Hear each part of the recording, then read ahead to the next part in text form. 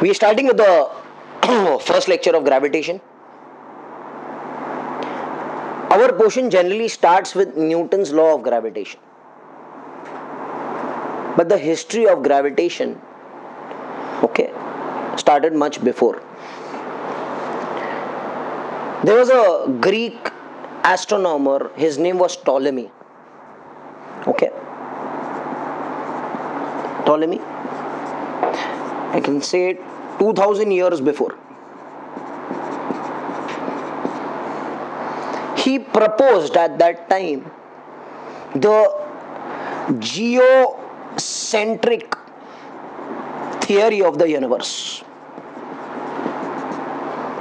इस थियरी को सिर्फ हम थोड़ी हिस्ट्री बताते हैं ताकि आपको थोड़ा ध्यान में आ जाए कि क्या हो रहा है, ग्रेविटेशन कैसे आया हम तक. Geocentric theory of the universe. Geocentric, geo means earth. Centric is the center.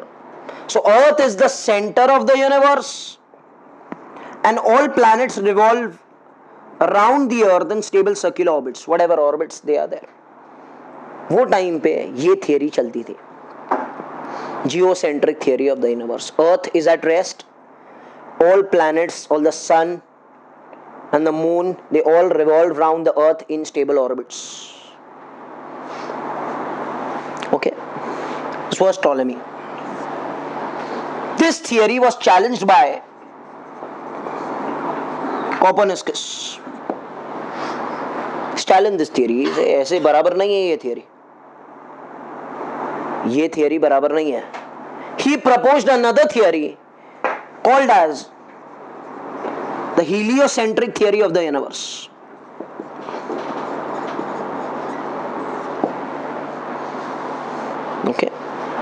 इसने क्या कहा? Sun is the center of the universe and all planets revolve around the sun in stable orbits.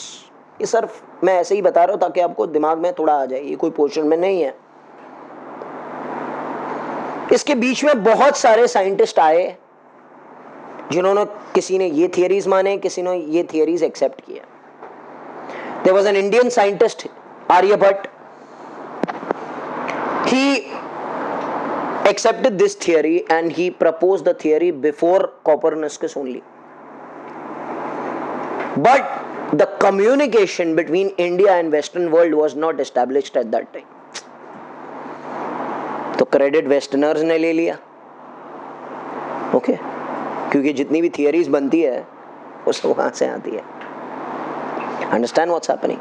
तो हमने जो काम किया हमको क्रेडिट वो नहीं मिला. Got it? After this Galileo came into picture, which accepted the heliocentric theory of the universe by Copernicus. Galileo Galilei in Italy, he had to face lot of things because of the heliocentric theory of the universe, because the church at that time believed in the geocentric theory of the universe. Sentiments बहुत attached है ये chapter के साथ में लोगों के, because people believed at that time that the earth is the center of the universe and he is challenging the church at that time to be becoming the sun as the center of the universe. Understand what's happening? तो वहां पर he had to face, but he was stuck to his own theory that sun is the center of the universe. Then the theories changed over a period of time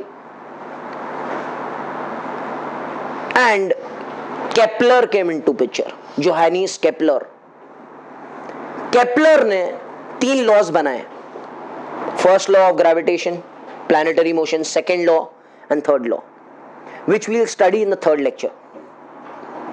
If I discuss here and again I have to discuss in the third lecture, so I am not discussing right now.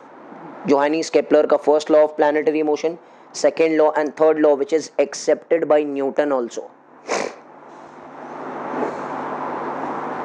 इन सब के बाद में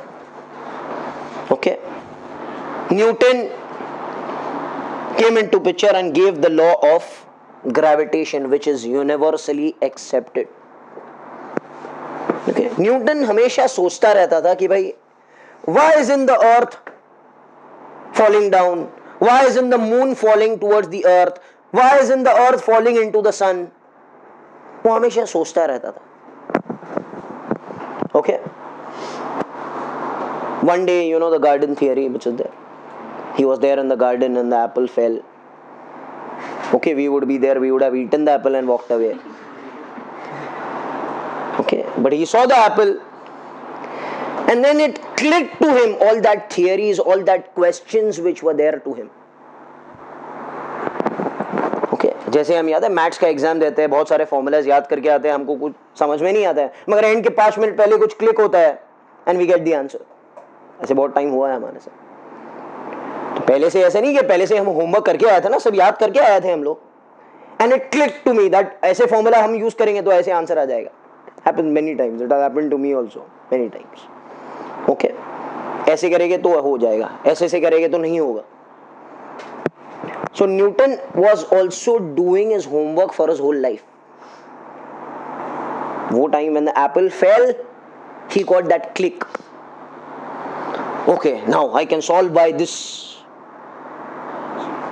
So he proposed the theory of gravitation, which later on became Newton's law of gravitation. हम शुरू करते हैं Newton's law of gravitation से. We take 2 point masses m1 and m2 separated by a distance of r. बात सुनना इधर. Separated by a distance of r.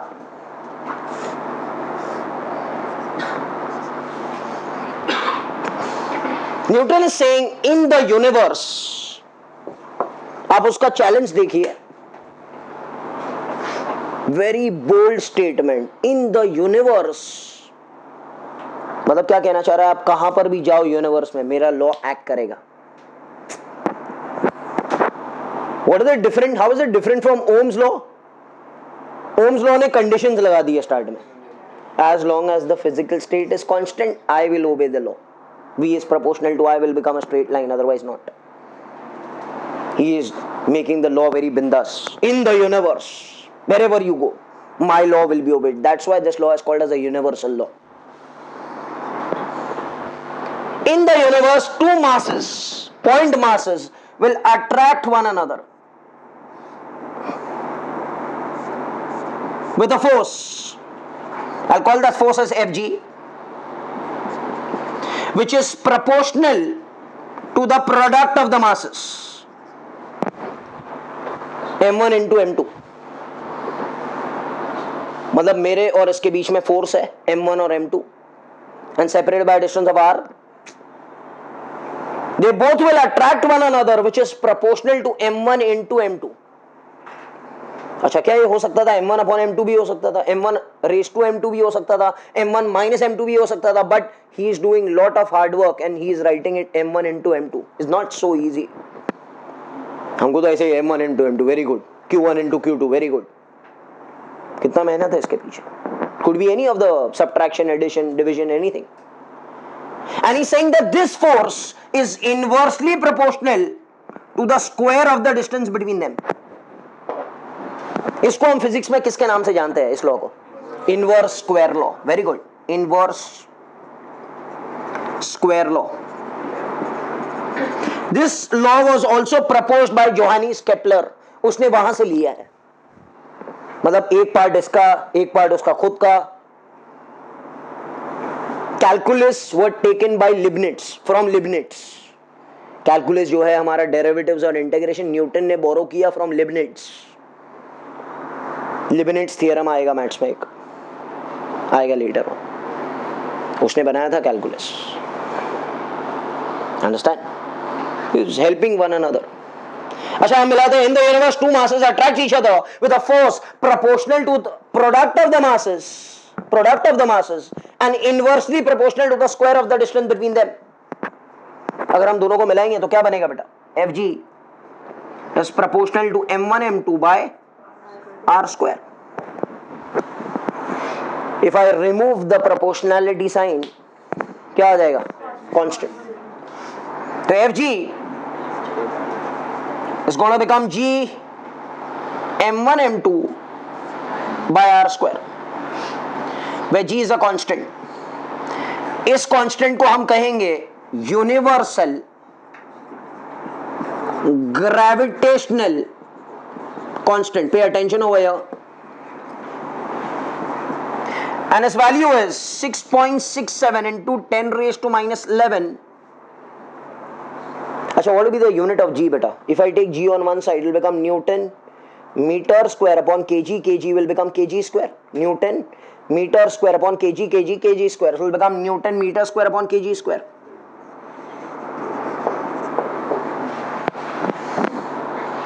What will be the dimensions of g? The dimensions of g, beta, Newton is force na, force ka dimensions is m1 l1 t minus 2, meter square is beta l2, and kg square is going to become m2.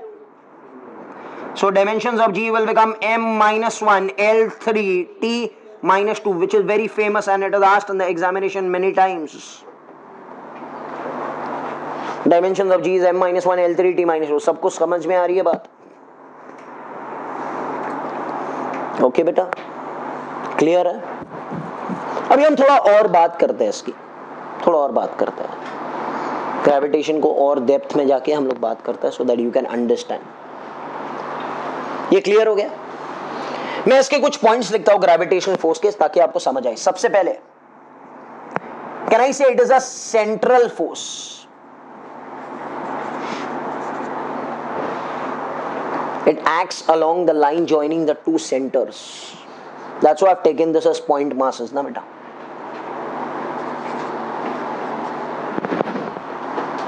अगर ये बड़े बड़े masses होते ऐसे, then what to do? Will the force be acting this way or this way? No.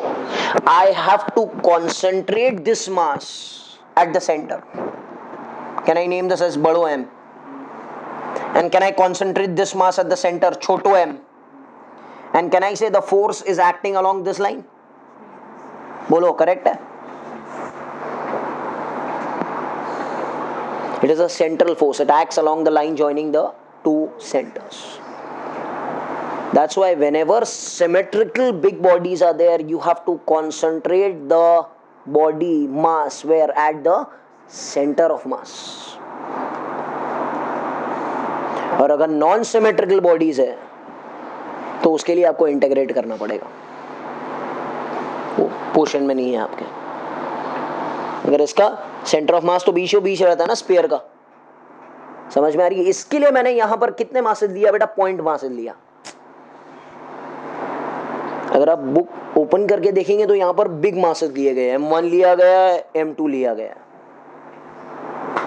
Then you have to concentrate the whole mass at the center. ठीक है, it is a central force that acts along the line joining the two centers. बेटा हमारा wait कहां पर act करता है? मेरे पास अर्थ के पास एक ग्रेविटेशनल फोर्स है. Where the weight acting?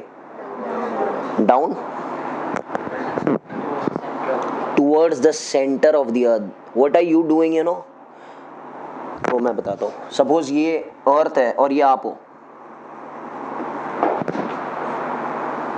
आपका वेट कहां पर लगाते हो आप? Downwards. Because you are concentrating this mass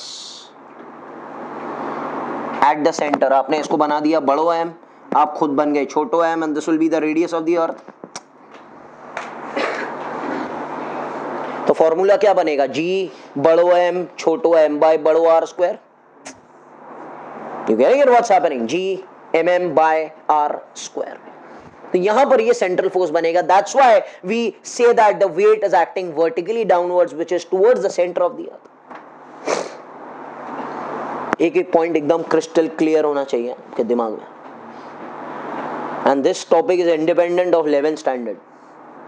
okay, तो बी, कैन आई से it is the weakest force in nature?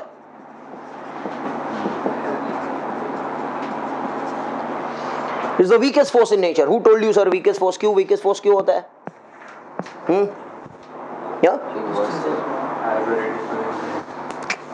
यहाँ पर कुछ वैल्यू इंडिकेट कर रहा है कि वीक है बहुत. ये this value we were discussing that it is the weakest force in nature. और किसने आपको बताया वीकेस्ट फोर्स इन नेचर है जी का वैल्यू. यहां पर आप ध्यान दीजिए थोड़ा. दुनिया का सबसे कमजोर, यूनिवर्स का सबसे कमजोर फोर्स, अलग अलग टाइप के फोर्सेस होते हैं. Nuclear force, frictional force, gravitational force, electromagnetic and electrostatic forces. उन सब में से सबसे कमजोर फोर्स इज ग्रेविटेशनल फोर्स. मतलब अगर क्या if I increase this 10 times, इसको 10 से बढ़ा दूंगा तो ये हो जाएगा 10⁻10. You will get stuck to the earth. You will get crushed onto the earth. मतलब earth आपको खींच लेगा. You will not be able to lift your hand also, your face also, whatever. ये सिर्फ 10 टाइम्स ज्यादा हो जाए तो 10⁻11 का -10 हो जाए, आप चल भी नहीं पाएंगे, उठ भी नहीं पाएंगे. एंड अगर ये डिवाइड बाई 10 हो जाए, मतलब -12 हो जाए, तो आप एक जंप करेंगे एक बिल्डिंग के ऊपर से दूसरी बिल्डिंग के ऊपर. यू कैन जंप,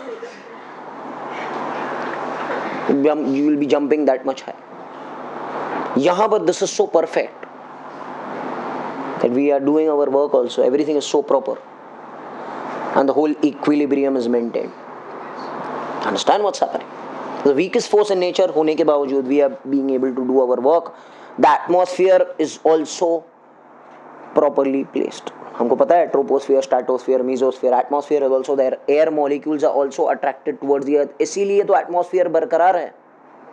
अगर जी का वैल्यू कम हो जाता तो रन अवे, नो एटमॉस्फेयर. या जी का वैल्यू बहुत ज्यादा हो जाता, सबको खींच लेता. जैसे मून पर एटमॉस्फेयर नहीं है, मून का जी का वैल्यू बहुत कम है. And all the gases, suppose माना जाता है कि एक टाइम पर उधर गैस होगा भी, सब भाग गए because their escape velocity has become more than the gravitational force, than the velocity which is required to hold them. Okay, that we'll learn it in the third lecture. पता चलेगा हमको. This is the weakest force in nature. हम पढ़ा. C point. It obeys inverse square law. ये हमने पढ़ा. अच्छा, always remember one thing. कोई मुझे बता सकता है कि ये फोर्स और ये फोर्स में से बड़ा वाला कौन सा? Force exerted on M1 due to M2 और force exerted on M2 due to M1. दो फोर्सेस है ना यहाँ पर, Fg एंड Fg.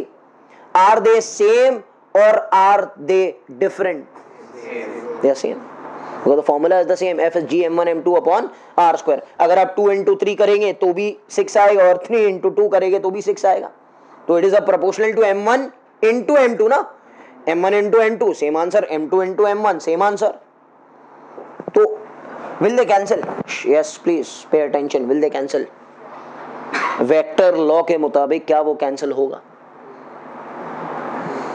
दोनों इक्वल है ना, ऑपोजिट डायरेक्शन में, तो क्या एक दूसरे को कैंसिल करेंगे? बोलो. कैंसिल करेंगे तो बेटा नेट फोर्स दोनों के बीच में क्या हो जाएगा? जीरो. तो नेट फोर्स जीरो रहेगा तो फोर्स तो रहेगा ही नहीं. मतलब मैं क्या कहना चाह रहा हूं कि अर्थ, चलो एक स्टोरी बनाते हैं, इधर ध्यान दो सब 2 मिनट. ये अर्थ है, सही है ना? ये एप्पल गिर रहा है ऊपर से, इधर से गिरेंगे. This is the force exerted by the earth on the apple and this is the force exerted on the earth by the apple. सही है ना भाई? ये सिनेरियो देखो यार, force exerted on A due to E and force exerted vice versa, whatever. कौन सा force ज्यादा? both are same because the formula is the same. Can I say it is G बड़ो m छोटो m by r square? अरे बोलो. तो can I से force exerted on the Apple by the earth is force exerted on the earth by the Apple, is the same magnitude. फिर अभी तो question शुरू हुआ है, अभी क्वेश्चन सुनो मेरी बात. Then why is that that the apple only goes towards the earth and the earth never goes towards the apple? किसका मास? इसका मास बहुत ज्यादा है, तो आगे बोलो। फोर्स दोनों का सेम है। If the mass is greater, then more force is required to move. Okay, आप कुछ कहना चाह रहे हैं, करेक्ट है। More make it technical physics. Newton second law का फॉर्मूला मालूम है? F is equal to, so can I say A will become F by m? F दोनों का कांस्टेंट है, जिसका मास कम उसका एक्सेलरेशन ज्यादा। किसका एक्सेलरेशन ज्यादा? जिसका मास कम है। Acceleration of the Apple is very more than acceleration of the earth. And how much is the acceleration of the Apple? 9.8। ये तो पता ही है हमको। एंड एक्सेलरेशन ऑफ द अर्थ कितना होगा? 0.00 ऐसे कुछ, 20-30 जीरो लगा दो into 1 ऐसे कुछ। तो मतलब ये भी जाना चाह रहा है, ऐसा नहीं है कि ये जाना नहीं चाह रहा है। अर्थ भी कोशिश कर रहा है किसकी तरफ जाने की? एप्पल की तरफ जाने की। ओके, मगर उसका एक्सेलरेशन इतना कम है तो चेंज इन वेलोसिटी भी उतना कम होगा ना। तब तक एप्पल अर्थ की तरफ गिर जाता है, कहानी खत्म हो जाती है। Are you understanding what's happening? So it forms, अच्छा इसका नाम क्या पड़ा फिजिक्स में? इसका नाम है action reaction pair. Newton's third law के मुताबिक we say that every action has an equal and opposite reaction. तो इसका नाम क्या पड़ा? Action reaction pair. सब लोग बात सुनना इधर प्लीज। क्या ये कभी कैंसिल करता है? कभी भी कैंसिल नहीं करता है। Example I have given you in 11th standard that there is a book kept on the table. The force exerted on the table by the book is same as the force exerted by the book on the table. But will they cancel out each other? No, they will not cancel out each other because they form an action reaction pair. And और एक चीज, they are acting on two different bodies. Is acting on this one and this is acting on this one. तो ये cancel कैसे करेगा भाई? एक body के ऊपर रहेगा तो cancel होगा ना। इधर एक फोर्स लग रहा है F1, इधर एक फोर्स लग रहा है F2, तो मैं कैंसिल कर सकता हूँ। दो अलग अलग बॉडी के ऊपर फोर्स लग रहा है तो उसके सिस्टम में कैसे जा सकता हूं मैं जब मेरा खुद का सिस्टम अलग है? तो बात समझ में आ रही है सबको? आगे हम लोग बढ़ते हैं। It is a conservative force. अभी ये सुनना please, these are all your concepts. Question में नहीं होने के बावजूद I am doing it over here because you can understand what is that. They have just done gravitational law. Conservative force means what? Obeys the law of mass. Obeys the law of conservation of mass. It's the force is never wasted. Okay, very good. Conservative. Conservative का मतलब होता है बचा लेना। Okay. Conservative का मतलब होता है बचा लेना उसको। Conservation of this and conservation of that as करें। We do. एनर्जी कंजर्व होगा, फोर्स कंजर्व होगा। One more thing which is there is, I can say it is path independent. इसको कहते हैं केमिस्ट्री लैंग्वेज में state function. It is independent of the path travelled. मैं आपको एक example देता हूं। Suppose you are there on the ground, आपको ये बिल्डिंग चढ़ना है, आपको इधर टेरेस पर जाना है, तो आप या तो ऐसे सीढ़ी लगा लो या तो ऐसे हेलीकॉप्टर से जाओ या तो यहां से जाओ, ऐसे जाओ। किसका वर्क डन ज्यादा? Work done due to path 1, 2 and 3 will always remain the same because it is a conservative force. Can I say it is path independent? It will depend on the initial and the final case. देखो initial सबका same है, final सबका same है। और एक formula मालूम है work energy theorem का? बेटा work done is change in potential energy. The kinetic किधर है? Potential energy will be Pe2 minus Pe1. सबका Pe2 कितना है बेटा? mgh। और सबका Pe1 कितना है बेटा? 0। तो वर्क डन कितना रहेगा सबका? mgh। अभी बोलो पोटेंशियल एनर्जी। ये इसको कहते हैं state function. It depends on the final as well as the initial state. ये आएगा केमिस्ट्री में भी आएगा और यहां पर तो बहुत ज्यादा आएगा लेटर ऑन। बात समझ में आ रही है आपको? इसको कहते हैं वर्क एनर्जी थ्योरम, हम लोग बहुत यूज करते हैं। Work done is change in energy, चाहे वो काइनेटिक हो चाहे वो पोटेंशियल हो। अच्छा, ये और एक चीज, एक खास बात, पोटेंशियल एनर्जी जो वर्ड है ना is only made for conservative forces. Potential energy जैसी कोई एनर्जी दुनिया में मौजूद नहीं है। पोटेंशियल एनर्जी, रियलिटी में कोई एनर्जी थोड़ी होती है। रियलिटी में कौन सी एनर्जी होती है? Nuclear energy, mechanical energy, electrical energy, जो हमने स्कूल में 8th स्टैंडर्ड में पढ़ा है, बहुत सारे, केमिकल एनर्जी, हीट एनर्जी, ऐसे बल्ब जलता है, लाइट एनर्जी, साउंड एनर्जी, ये सब रियलिटी में एनर्जी है। पोटेंशियल एनर्जी को एनर्जी है, मैं बोलूं साउंड निकला पोटेंशियल एनर्जी, ऐसे नहीं होता है।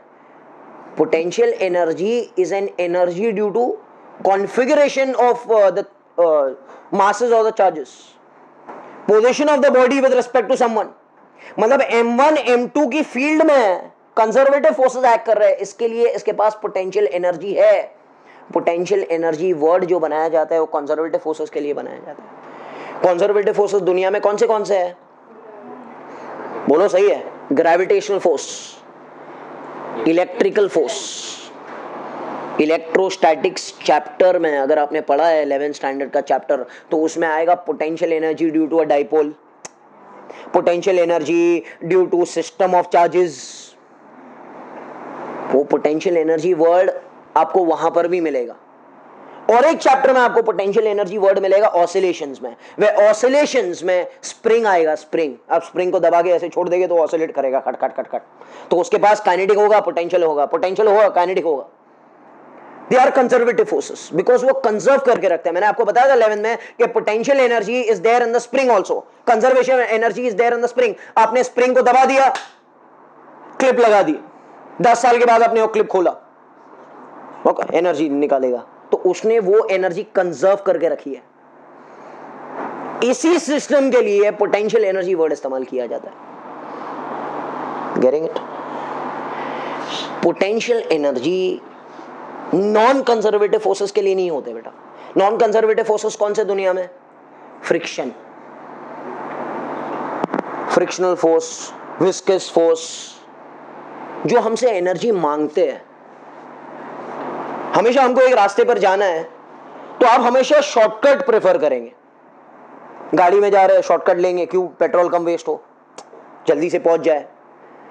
चलते हुए जा रहे हैं तो भी आप शॉर्टकट प्रेफर करेंगे ताकि आपको एनर्जी बचानी है। You don't want to waste your energy, that's why you say that we want to go by shortcut, क्योंकि आपको पता है कि कोई चीज आपकी एनर्जी खींच लेगा, और वो कौन है? वो फ्रिक्शन है। So friction is not conservative force. There has to be work done against friction to travel the road. तो क्या मैं conservative energy, conservation of energy frictional force में लगा सकता हूं? नहीं। फ्रिक्शन चैप्टर आप खोल के देखो, उसमें कोई भी पोटेंशियल एनर्जी का वर्ड रहेगा ही नहीं। काइनेटिक एनर्जी मिलेगा, kinetic energy of the block कितना हो गया, ब्लॉक कितना हो गया आफ्टर पेनिट्रेटिंग द ब्लॉक, और ऐसे कुछ। पोटेंशियल एनर्जी वर्ड रहेगा ही नहीं। भाई बात समझ आ गई आपको? Again and again, not repeat this please. ये है कंजर्वेटिव फोर्सेस। एफ पॉइंट सुनो, it is independent of presence of other bodies.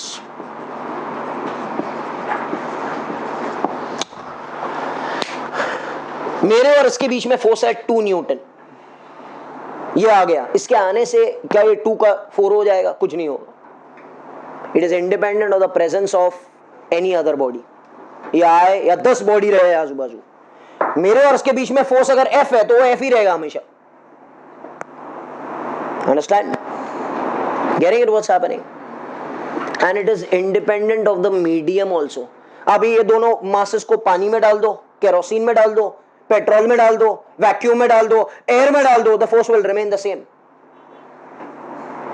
And it is always an attractive force in nature, वो तो पता ही है हमको।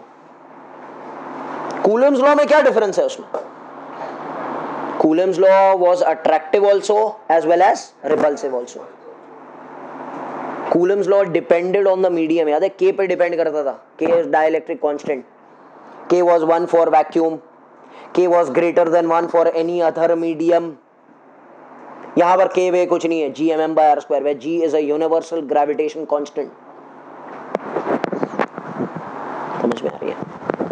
अच्छा, कभी कभी आपसे कहते हैं डिफाइन द वैल्यू ऑफ जी। ये भी इंटरेस्टिंग चीज है, सुनो, हम लोग याद कर लेते हैं, पता ही नहीं रहता। डिफाइन जी, जी का नाम क्या है? Universal gravitation constant. I will take masses as m1 m2 as 1 1 1 and r is also 1, तो fg will become equal to g। और हम इसको डिफाइन भी कर लेते हैं। हम इसको डिफाइन कैसे करते हैं? Universal gravitation constant is defined as the force of gravitation between unit masses separated by unit distance. पता है ना, स्कूल से हम, हमारी आदत है ऐसे यूनिट यूनिट ले लो आंसर मिल जाएगा। इसका कभी कुछ सोचा है क्या? ये क्या है? ये ऐसे क्यों यूनिट यूनिट क्यों लेते हैं हम लोग? Gravitational universal gravitation constant is defined as the force of gravitation between two unit masses separated by unit distance। मतलब आप स्पेस में जाओ, मतलब सपोज मैं और ये स्पेस में गए, मेरा भी मास 1 kg, इसका भी मास 1 kg, and we are separated by a distance of what? 1 meter, तो we'll attract each other with a force of g। g का वैल्यू कितना है? कितना है? 6.67 इंटू 10⁻⁻11 न्यूटन। क्या है इसका मतलब, समझे? क्या हो रहा है? क्या हो रहा है इससे? क्या मिल रहा है? ये जो तरीका है ना 111 लेने का, इससे हमको कांस्टेंट का वैल्यू मिल रहा है। नहीं समझ में आ रही है बात? आपको जब भी कोई कांस्टेंट का वैल्यू ढूंढना रहे, सब चीज को 11111 ले लो, आपको जी जो बच जाएगा that will be the constant and that value will be the force acting on the bodies. नहीं समझ में आई बात? कूलम्स लॉ में भी याद है 1/4πε0 के Q1 Q2 bye R square था। Q1 Q2 एंड आर को हमने 111 ले लिया, तो F का वैल्यू कितना आया? 9 into 10⁻⁹ which is the same value as 1/4πε0 के। नहीं समझ में आई बात? कभी भी कोई कांस्टेंट का वैल्यू आपको चाहिए, बाकी सब वैल्यूज को यूनिटी पकड़ लो। ये वही तरीका है जो हम स्कूल से याद करते आ रहे हैं। Unity unity unity, you get the answer, you get the constant. Understand?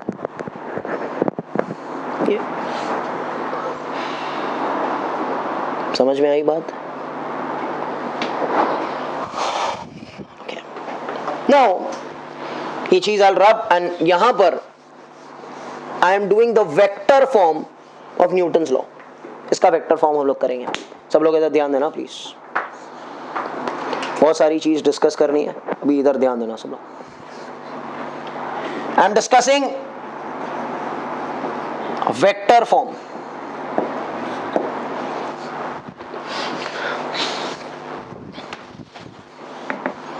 There's M1, there's M2। इसका नाम क्या देंगे बेटा? F12 bar, force acting on 1 due to 2। खींच रहा है थोड़ा, अभी थोड़ा स्पीड पकड़ेंगे। F21 bar, force acting on 2 due to 1। Is F12 bar equal to F21 bar? Yes sir, action reaction pair है। अच्छा, इसका नाम क्या है? R12 कैप, मतलब क्या? Cap cap cap, cap is a unit vector directed from 1 to 2। सही है ना ये? ऐसे। एंड ये क्या रहेगा? R21 कैप, बोलो। यूनिट वेक्टर डायरेक्टेड फ्रॉम, बोलो सही है। अच्छा, एक वेक्टर के पास कितनी चीजें होती है थोड़ा बताना मुझे? Magnitude and direction. तो मैं बताऊं F12 बार का पहले मैग्नीट्यूड लिखता। मैग्नीट्यूड तो रहेगा बच्चा GM1 M2 by R square, और डायरेक्शन कौन है इसका? अरे भाई, F12 बार के डायरेक्शन में कौन है? R12 cap. Very good very good, आपका दिमाग सही चल रहा है, आपका दिमाग बहुत सही चल रहा है। मगर मैं कुछ करने वाला हूं यहां पर। ये सही है, ये डायरेक्शन ओबे कर रहा है। मैं इसको रब कर दूंगा, मैं यहां पर माइनस साइन डाल दूंगा। अभी बताओ क्या करूंगा मैं? यहां पर क्या लिखूंगा? F21 कैप, इसका मतलब ये जो डायरेक्शन है ये इसका उल्टा डायरेक्शन है। सर ऐसे क्यों किया आपने, हम सीधा सीधा काम कर रहे हैं, आप ऐसे क्यों कर रहे हो? 2 मिनट रुक जाओ, बताता हूं मैं। अच्छा हम लोग दूसरे वाले का लिख लेते हैं पहले, चलो बताओ। F21 बार, अरे बोलो, minus come on G M1 M2 by R square into, perfect man, perfect. Sir why did you write minus sign, उसका राज तो बताओ। Minus sign in physics for force indicates it is an attractive force.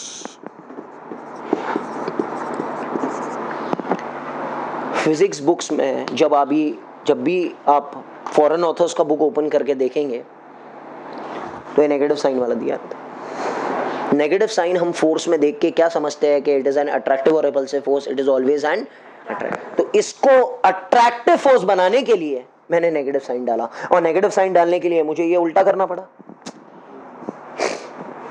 अभी एकदम minus sign देखेगा और हाँ ये तो अट्रैक्टिव है, मतलब ये तो ग्रेविटेशन ही होगा। या तो अगर ये माइनस साइन चार्जेस में आता है, मतलब मुझे पता है कि दोनों चार्जेस ऑपोजिट साइन वाले हैं, पता ही नहीं समझ में आ रहा है क्या हो रहा है। तो माइनस साइन इंडिकेट करता है कि it is a very attractive force होगा, it is not repulsive. Plus sign का मतलब होता है repulsive force. And I can write that F12 bar is minus of F21 bar.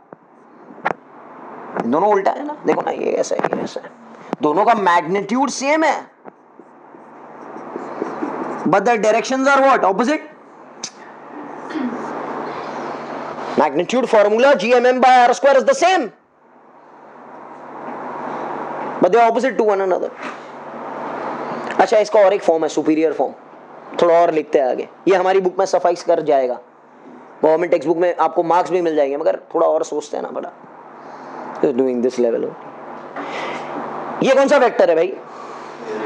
Unit vector का formula क्या है? Unit vector can be written as vector upon its magnitude. तो इसको मैं ऐसे लिख सकता हूं, बताओ, माइनस, जल्दी बताओ, G M1 M2 by R square.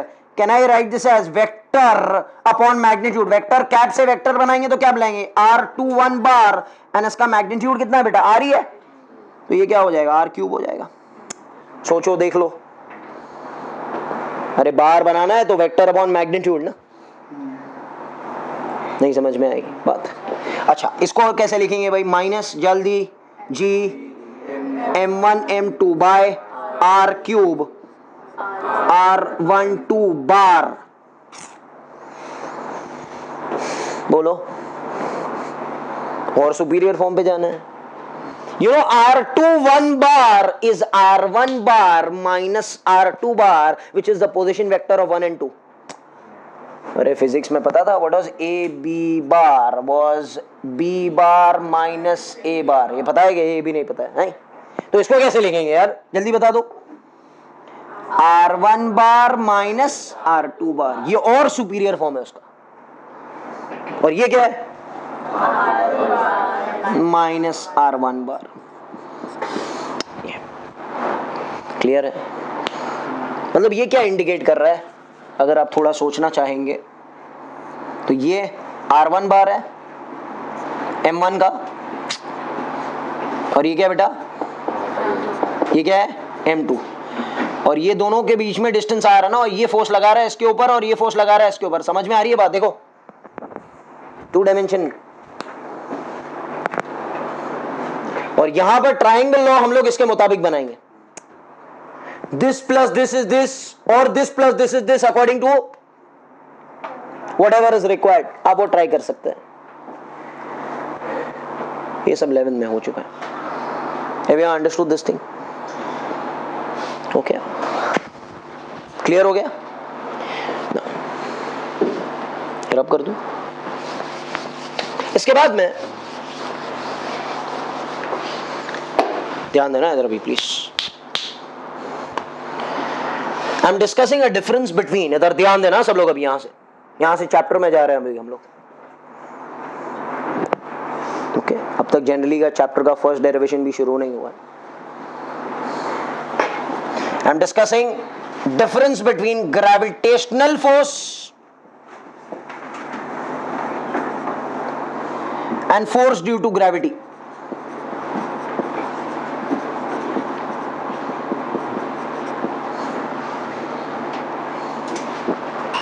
Gravitational force, pay attention, and force due to gravity.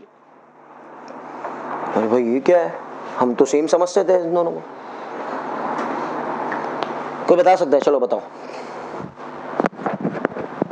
बताओ यार. Gravitational force and force due to gravity में फर्क है? क्या फर्क है? बोलो. रॉन्ग तो wrong. What is the problem man? No problem. Very good.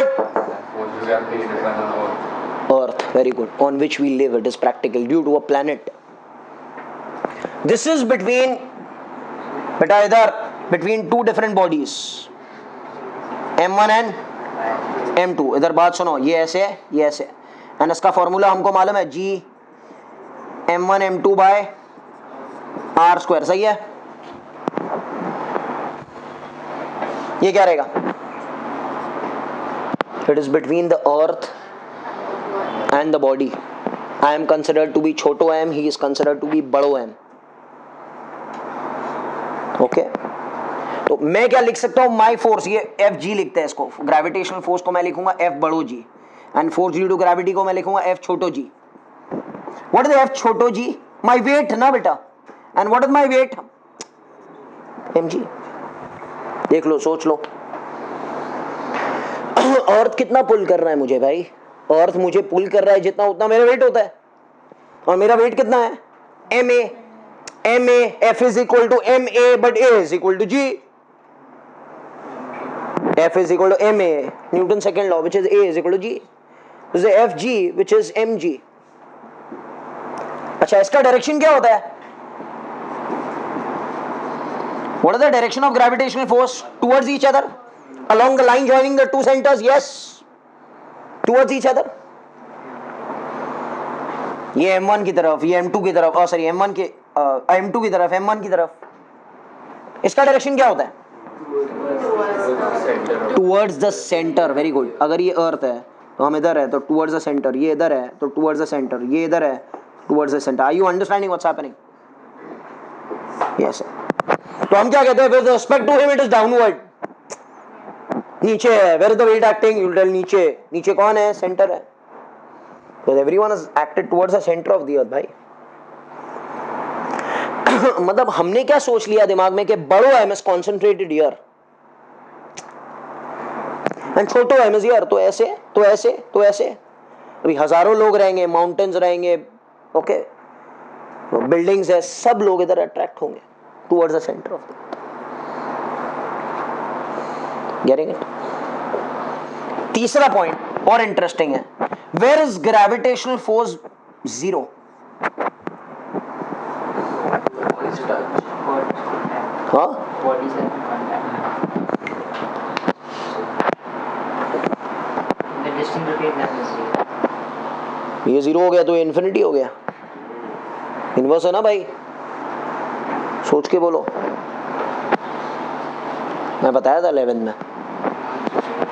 Very good. से लास्ट डिस्टेंस को क्या कहते हैं फिजिक्स के लैंग्वेज में? Very good. Infinity. Infinity. Infinity का मतलब होगा क्या? होगा क्या यार? Outside the field. Which field? Gravitational field. सही है?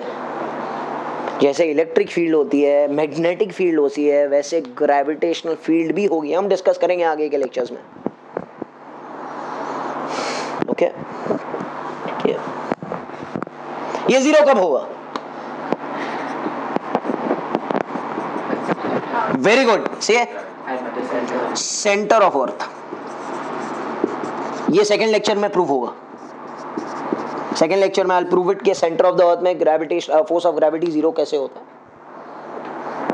अभी हम लोग याद कर लेते हैं. ये इन्फिनिटी तो पता ही था. लास्ट टाइम मैंने पूरा एक लेक्चर लिया था पोटेंशियल के ऊपर. रिमेंबर द चाय वाले का example. You want to open a tea stall, where will you open and all that stuff, potentials, energies and total energies. I discussed everything. Yeah. Getting it, everyone? So this is the difference between gravitational force and the force due to gravity.